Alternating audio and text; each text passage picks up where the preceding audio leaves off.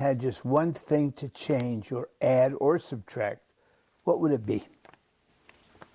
I think I would have started younger. I mean, I've been writing like most of my life. I started in 5th grade actually with comics. Before this whole shared universe with the MCU, there were several people in my class that we shared several characters that we had made up kind of spoofing Star Wars, because I was back in the late 70s when I was in 5th grade, and that was a lot of fun, but I kind of let that pass.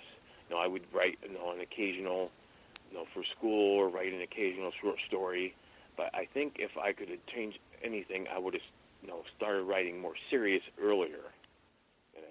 How do you relax when you're not writing or working?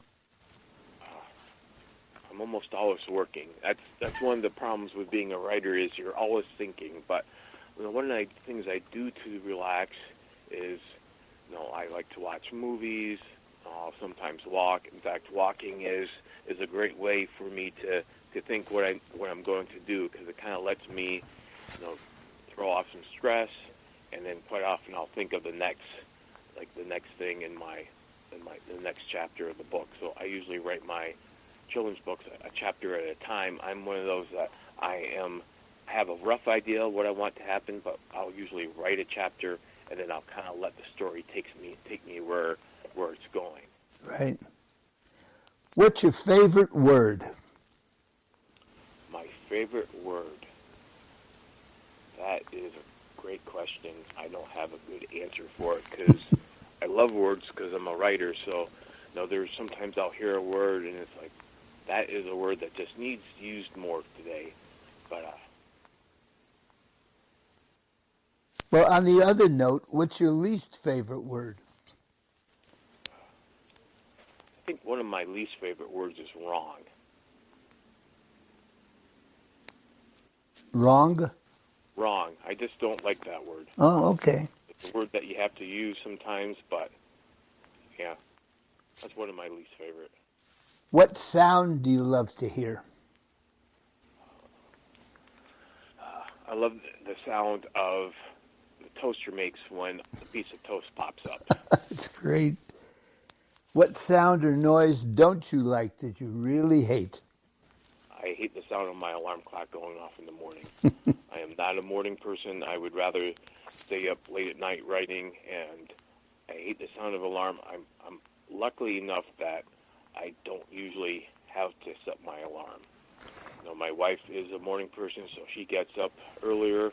We also have a cat who, for those cat lovers out there, and dogs, like quite often they will be your alarm clock. They'll come in and let you know that it's time for breakfast. And I'd much rather have a pet wake me up and say it's time for breakfast than to hear that blaring alarm of an alarm clock. If you got tired of writing, what profession would you like to try? I always thought I would like to be a teacher, though it seems, and sometimes that's what I do a little bit of that at the bookstore, but I think I would like to do that. I never went into that more because I don't think I'd be very good at the politics that a teacher has to do sometimes with school, but either a teacher or maybe some acting, because I've done a little bit of acting. What profession would absolutely turn you off? Politician. I don't think I could do it. It doesn't take too much for that to happen, no. During the day or during the week or the year, whatever, what turns you on the most?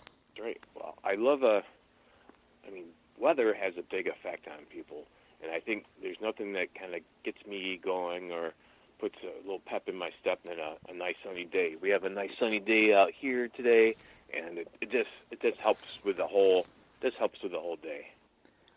What creates a downer day for you?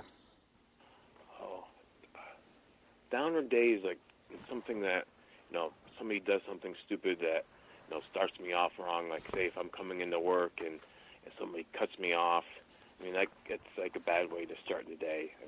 I do my best to let that go, but it's like, that's not how I like to start the day. One other real quick thing. I noticed you're on the cat board. What is a cat board? With a cat board, for those of you that have cats, you may have suspected this, but the cat board is an international organization of cats who want to take over the world. All right. The cat board is very instrumental in the Totally Ninja Raccoons. Now, I'm beginning to suspect that I'm only an honorary member, or maybe they're pulling my leg, because so far all I really get to do as a member of the cat board is empty the litter box and feed the kittens. So I'm starting to suspect that it may not be on my position on the cat board, may not be on the up and up. I want to thank you very much for giving us a couple of minutes. I'm sure my listeners will be thrilled. And what I'd like you to do again, tell us really quickly how and where they can get your books. Number 2, tell us about your bookstore. And number 3, let us know how we can get in touch with you, either by phone, if that's okay, or email, or text, if they have more questions to ask you. Sure.